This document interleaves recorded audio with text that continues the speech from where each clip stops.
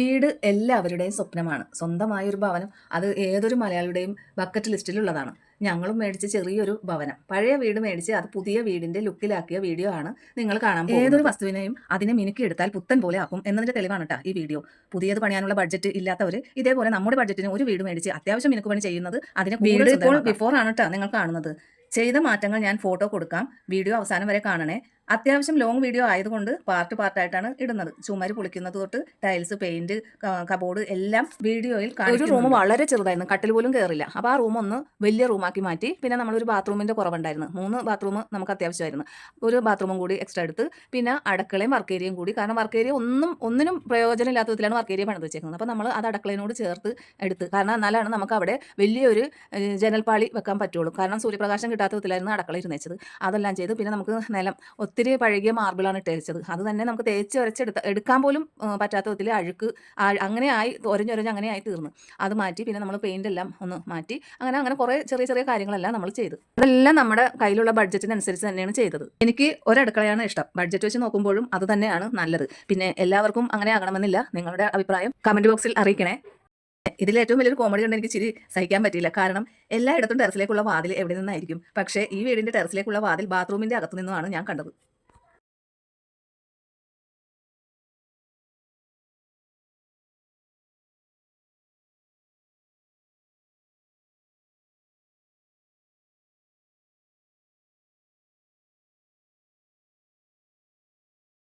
എന്നെ സംബന്ധിച്ച് എനിക്ക് വർക്ക് ഏരിയ വേണമെന്ന് ആവശ്യമേ ഇല്ലായിരുന്നു. എനിക്ക് 2 ഇടത്തേക്കും അങ്ങോട്ടും ഇങ്ങോട്ടും ഓടിക്കൊണ്ടിരിക്കുന്നത് ഇഷ്ടമുള്ള കാര്യമൊന്നുമല്ല. എല്ലാം ഒരിടത്ത് തന്നെ ആയാൽ വൃത്തിയായിട്ട് ഇരിക്കുകയും ചെയ്യും, എളുപ്പവുമാണ്. പിന്നെ ഷോ കിച്ചൺ എനിക്ക് താല്പര്യമില്ല. വർക്ക് ഏരിയയുടെയും നടുക്ക് വരുന്ന മതിൽ പൊളിച്ച് കളഞ്ഞ് അത് ഒറ്റ അടുക്കളയാക്കി മാറ്റാനാണ് ഞാൻ അവരോട് പറഞ്ഞത്. ഒരു ചെറിയ ബഡ്ജറ്റുമായിട്ട് ഇറങ്ങുന്ന സാധാരണ ഒരു മലയാളി ആയ നമ്മൾക്ക് ഇത് മേടിച്ചപ്പോൾ മുതൽ ഇത് പണിയെല്ലാം തീർത്ത് അതിൽ കയറാവുന്ന വിധത്തിലാക്കുന്നത് വരെ ഉണ്ടായ അനുഭവങ്ങൾ എന്തൊക്കെയാണെന്ന് ഞാൻ വരുന്ന വീഡിയോകളിലൊക്കെ പറയാം. അതായത് ചില പണിക്കാർ നമുക്ക് ചെറിയ പണിയിൽ തീർത്ത് തരേണ്ട കാര്യങ്ങൾ വലിയ പണി നമുക്ക് 8ന്റെ പണി എങ്ങനെ തരാം എന്ന് വരെ ഉണ്ടായ പണിക്കാർ വരെ ഉണ്ടായിട്ടുണ്ട്. എന്നാൽ ചില പണിക്കാർ എങ്ങനെ നമുക്ക് വലിയ കാര്യങ്ങൾ ചെറിയ രീതിയിലാക്കി തരാം എന്ന് ഉപദേശിച്ചു തന്ന പണിക്കാരും കൂട്ടത്തിലുണ്ട്. ചെറിയ ബഡ്ജറ്റുമായിട്ട് ഇറങ്ങുന്ന മിഡിൽ ക്ലാസ് ഫാമിലിക്കാരായ നമ്മളെ പോലുള്ളവർ എങ്ങനെ എന്തെല്ലാം അബദ്ധങ്ങളിലൂടെ കടന്നുപോയി, എന്തെല്ലാം മണ്ടത്തരങ്ങൾ പറ്റി പോയ ബുദ്ധി ആന പിടിച്ചാൽ കിട്ടില്ല എന്നൊക്കെ പറയില്ലേ, അതുപോലെയുള്ള കാര്യങ്ങളൊക്കെ. ഇപ്പോൾ നിങ്ങൾ കാണുന്നത് ഈ വീടിന് സിറ്റ് ഔട്ട് ഇല്ല. നേരെ കയറുന്നത് ഒരു മുറിയിലേക്കാണ്. അപ്പോൾ നമ്മൾ ആ മുറിയുടെ ഭിത്തി പൊട്ടിച്ച് ആ ചെറിയ മുറി ഈ വലിയ റൂം ആക്കി മാറ്റി ബാക്കി പകുതി നമ്മൾ സിറ്റ് ഔട്ടും ആക്കി. അത് കുറച്ച് കട്ട് ആ ഭിത്തി ഫേസ് കട്ടിങ് ആയിട്ട് ആ സൈഡ് എൽ സെറ്റിംഗ് അത് ബിൽഡ് കുറപ്പില്ല. ഇവിടെ ഇഷ്ടം ഇവിടെ നിന്ന് വരും അല്ലേ? ഇഷ്ടം ഇവിടെ വരും. സാധനങ്ങൾ അറിയാൻ മതി. മനസ്സിലായി. അവിടെ കട്ടിങ് എനിക്ക് അത് വിറ്റില്ലേ, അത് സ്റ്റെപ്പൊന്നുമില്ല, അവിടെ കട്ടിങ് മാത്രമേ. ഇത് ഈ കെട്ട് വന്നതുകൊണ്ട് അതും കളയാൻ പറ്റൂല അല്ല. കെട്ട് അത് ശരിയാണ്. ഇവിടെ ഇല്ല. അതാ മതി. ഇവിടെ നമുക്ക് ഇവിടെ എന്തെങ്കിലും താങ്ങ് കൊടുത്തിട്ട് ഈ സാധനങ്ങൾ കളയാം.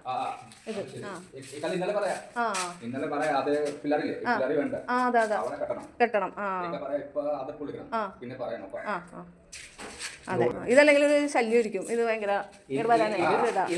മാറ്റണം. അതാണ് സെന്റർ. അതെ, കിച്ചണിൽ സൈഡ് ഇത്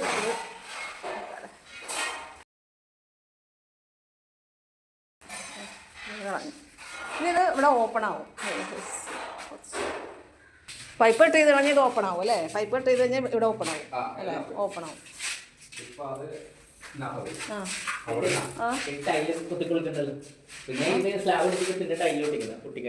ആ ടൈല് നമ്മൾ വേറെ ഒട്ടിക്കുന്നുണ്ട്.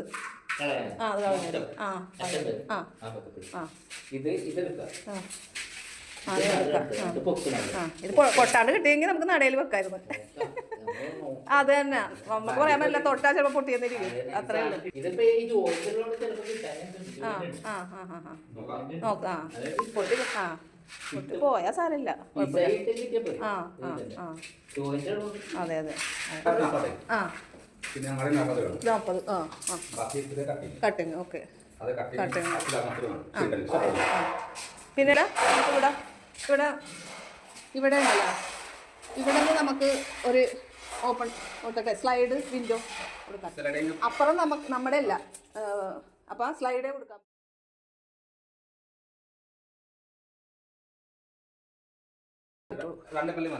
ആ 2 പാളി, 3 പാളി വെച്ചു. നല്ല ഇത് വേണം. മതി. 3 പള്ളി ആ 3 പാളി 150. ആ അതെ അതെ അതെ. നോക്കാം. പൈപ്പ് വേണ്ട. പൈപ്പ് അത് ഇവിടെ വേണ്ട. പൈപ്പ് അറ്റത്ത് അവിടെ കൊടുക്കാനാണ്. ആ അവിടെ കൊടുക്കാം. ഇത് ഇത്ര സ്ഥലം വേസ്റ്റായി പോവും. ആ സൈഡ് മതിയല്ല. ആ വീതി വേണം വേണം.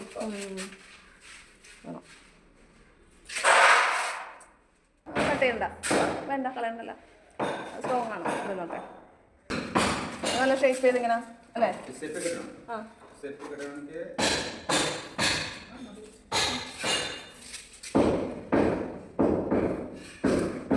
ആ ഒരാൾക്ക് കറക്റ്റ്. ഞാൻ ബാത്റൂമിൽ നിന്ന് ഇങ്ങനെ വന്ന് ഇങ്ങോട്ട് പോകുന്നു, റൂമിലോട്ട് പോകുന്നു, അത്രേ ഉള്ളൂ.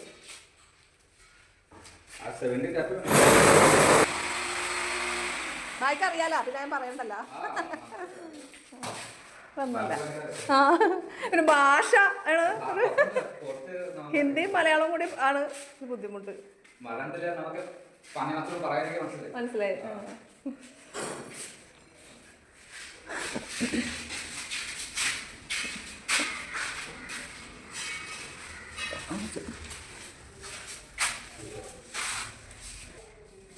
ബായി ഇതൊക്കെ അടച്ചു കളഞ്ഞേക്കണം കേട്ടാ. ഇത് ക്ലോസ് ചെയ്തേക്കണേ. ആ സംഭവം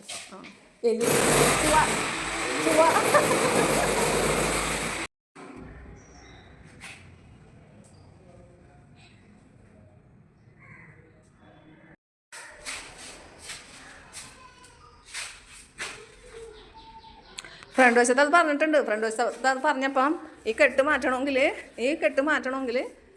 ഇവിടെ ഒരു ഇത് ഈ സൈഡില്ലേ, ഈ സൈഡ് ഒരു താങ്ങ് കൊടുക്കണമെന്ന് താഴെ വരെ, എന്നിട്ടേ അത് കളയാൻ പറ്റുള്ളൂ.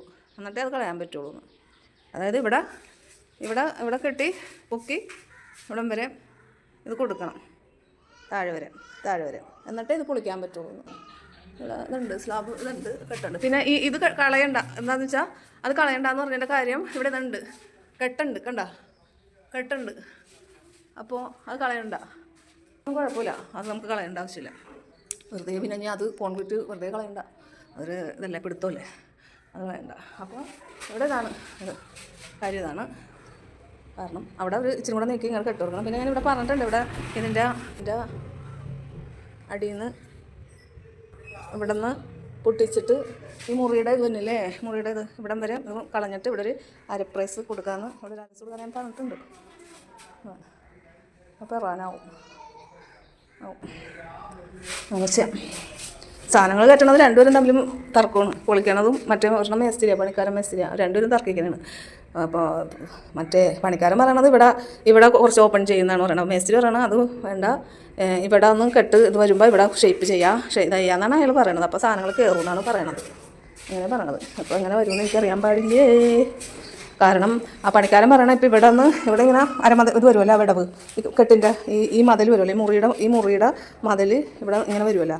വന്നു കഴിഞ്ഞിട്ട് ഇവിടെ നിന്നാണല്ലോ വാതിൽ തുടങ്ങുന്നത്.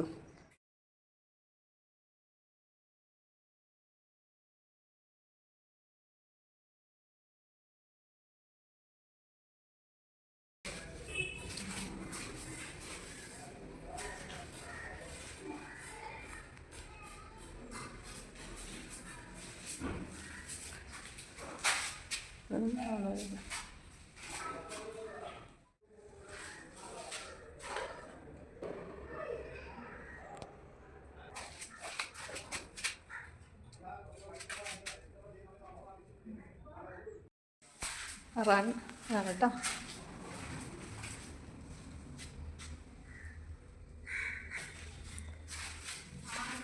ആള് ഇവിടെ ബാത്റൂം വരാനുള്ള ഉണ്ടോ, അലമാരിയുടെ അവിടെ പൊടിച്ച് അവിടെ നിന്ന് റൂമിൽ നിന്ന് അങ്ങോട്ട് ഉണ്ടല്ലോ.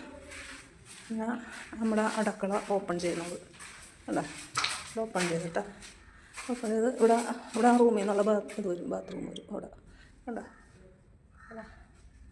പിന്നെ ഇവിടെ ഓപ്പൺ ചെയ്ത് ഇനി ഇവിടെ ഒന്ന് ഓപ്പൺ ചെയ്യും അങ്ങോട്ട്. അപ്പോൾ ഞാൻ വിചാരിക്കുന്നത് ഇവിടെ നിന്ന് ഈ ലെവലിൽ തന്നെ ടൈൽ കളയണം, ഇവിടെ കളയണം. അപ്പോൾ ഞാൻ വിചാരിക്കണം ഗ്യാസ് അടുപ്പ് ഇവിടെ വെക്കാമെന്നാണ് വിചാരിക്കണം.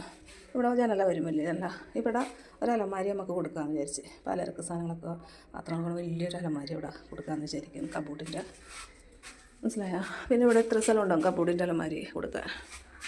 ഇത് പൊക്കണം അതാണ്. അപ്പോൾ ഇവിടെ നമുക്ക് ഊണാശ ഇടാം. ഇവിടെ ഊണാശ ഇടുമ്പോൾ ഓപ്പൺ ഹാളും ഓപ്പൺ ഡൈനിങ് ടേബിളും ഓപ്പൺ അടുക്കളയായിട്ട് ഇരിക്കും ഇവിടെ ഉണ്ടല്ലോ. പിന്നെ ഇവിടെ റൂം വലുതാക്കണതുണ്ടല്ലോ അല്ലേ നമ്പർ. ഇവിടെ ഒരു അരപ്രൈസ് കൊടുക്കാമെന്ന് വിചാരിക്കുന്നത്. ഇവിടെ ഈ തുണി കളയണം. ഇവിടെ ഒരു കെട്ട് വരണം. അപ്പം ഇവിടെ ഒരു കെട്ട് വന്നാലേ തുണി കളയാൻ പറ്റുള്ളൂ.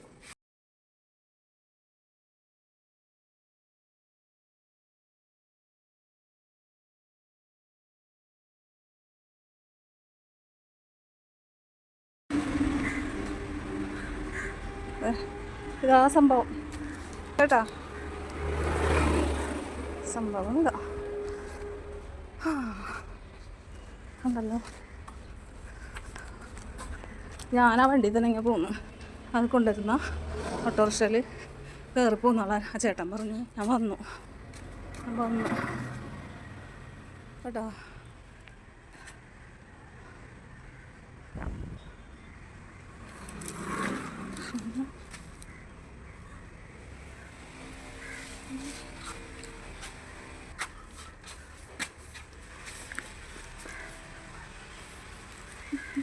ചായ കുടിക്കാൻ പോയി. കാല് ഇപ്പം ശരിയായ താഴോട്ട് നോക്കിയില്ല ഞാൻ.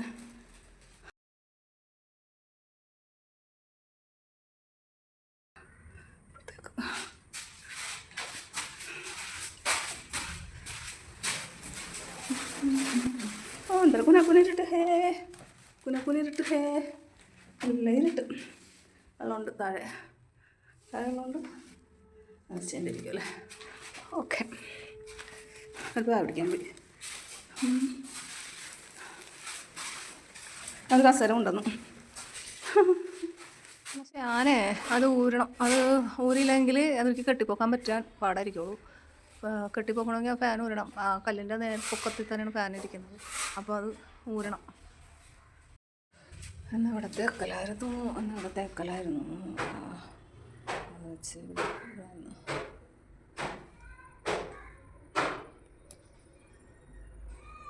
ഞാനിപ്പോൾ ഒരു വീട് മേടിക്കണമെന്ന് തീരെ ഉദ്ദേശിച്ചിട്ടുള്ള കാര്യമൊന്നുമില്ലായിരുന്നു. പക്ഷെ നമ്മൾ ഈ വാടകയ്ക്കും പണയത്തിനും ഒക്കെ താമസിക്കുമ്പോൾ അവിടെ താമസിക്കുന്ന വീടിൻ്റെ ഓണറിൻ്റെ പെരുമാറ്റം അതാണ് നമ്മളെ ഒരു വീട് എങ്ങനെയെങ്കിലും വേണം എന്നുള്ളതിലേക്ക് എത്തിക്കുന്നത്. അപ്പോൾ നമ്മുടെ കയ്യിൽ ഒക്കെ കാശൊന്നും ഉണ്ടാകുന്നില്ല മേടിക്കാനായിട്ട്. അപ്പോൾ നമ്മൾ കുറച്ച് ലോൺ എടുക്കുകയും പിന്നെ നമ്മുടെ കയ്യിലുള്ള ഗോൾഡെല്ലാം കൊടുത്തും വിറ്റും പണയം വെച്ചും ഒക്കെയാണ് നമ്മൾ എങ്ങനെയെങ്കിലും ഒരു വീട് മേടിക്കണം എന്നായി തീരുന്നത്. കാരണം ഈ താമസിക്കുന്ന വീടിൻ്റെ ഓണറിൻ്റെ പെരുമാറ്റം തന്നെയാണ് നമ്മൾ അതിലേക്ക് എത്തിക്കുന്നത്.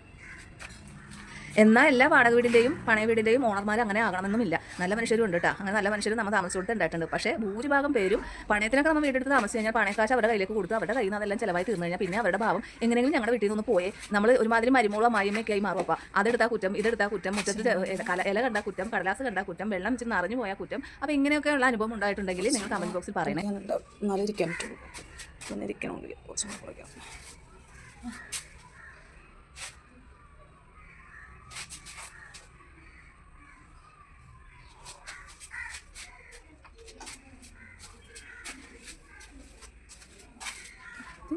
പോകണം.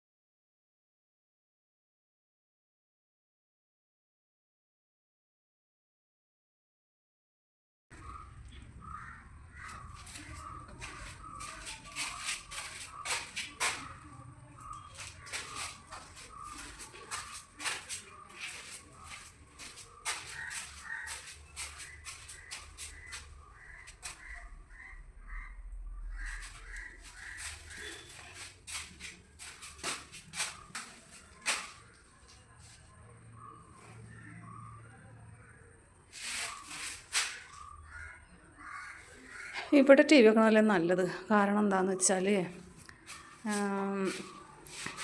ഇവിടെ ടി വി വെച്ചാൽ ഇവിടെ ഇങ്ങനെ സോഫ ഇടാനുള്ളതാണ്, ഇങ്ങനെ അതാ പറ്റുള്ളൂ. അല്ലെങ്കിൽ പിന്നെ എല്ലാ വാതിലും ഇങ്ങനെ വന്നേക്കണത് കൊണ്ട് പറ്റില്ലല്ലോ. അപ്പം ഇവിടെ ഇത് അടിക്കണേ, അടുക്കളയുടെ ബെർത്ത് അടിക്കണേ. ഇന്നത്തെ ജോലി അതാ. ഞാൻ വിചാരിക്കുന്നത് വാഷ് ബേസൻ അവിടെ വന്നാൽ മതിയായിരുന്നു എന്ന്. മനസ്സിലായില്ലേ? വാഷ് ബേസൻ അവിടെ വന്നാൽ മതിയാ എന്നാണ് ഞാൻ ആലോചിക്കുന്നത്. അവിടെ വാഷ് ബേസൻ, ഇവിടെ വാഷിംഗ് മെഷീൻ മാത്രം. പിന്നെ ഫ്രിഡ്ജ് ഈ കോർണറിൽ വെക്കാമെന്ന് വിചാരിക്കണം. ഈ കോർണറിൽ വെക്കാമെന്ന് വിചാരിക്കണം. ഓക്കെ, തട്ടടിക്കാൻ പോകണം. അത് ചായ പിടിക്കാൻ പോയി. വാർക്കണ ആളും ഹിന്ദിക്കാരനും മാത്രമേ ഉള്ളൂ.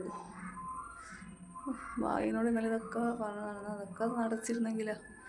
ബായിക്ക് എന്തോ സ്തംഭനാവസ്ഥ ഉണ്ടെന്ന് തോന്നുന്നു. സ്തംഭനാവസ്ഥ 2-3 ദിവസമായിട്ട് എനിക്ക് നോക്കില്ല.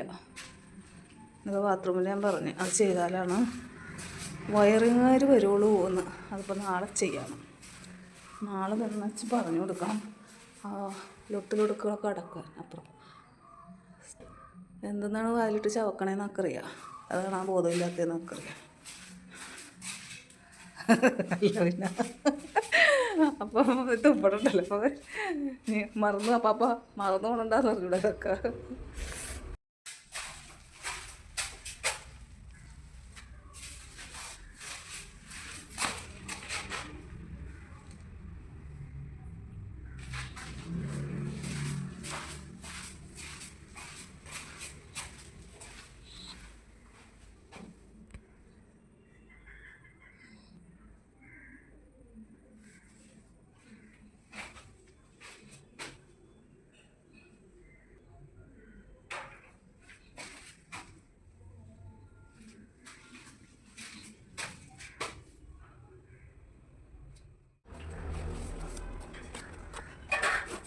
ഹലോ, എന്തായി? വ്യാഴാഴ്ച കണ്ടില്ലല്ലോ, എന്തോരും ഉണ്ടായില്ല. പിന്നെ ഈ വീടിന് പിന്നെ എന്തൊക്കെയാണ് എൻ്റെ ബഡ്ജറ്റിനനുസരിച്ച് ചെയ്തതെന്ന് ഞാൻ അടുത്ത വീഡിയോയിൽ പറയുന്നതാണ്. നിങ്ങൾ സബ്സ്ക്രൈബ് ചെയ്തിടണേ, ബെൽ ബട്ടണും അമർത്തണം. എന്നാലേ ഞാൻ ഇടുന്ന അടുത്ത വീഡിയോ നിങ്ങളിലേക്ക് എത്തുകയുള്ളൂ.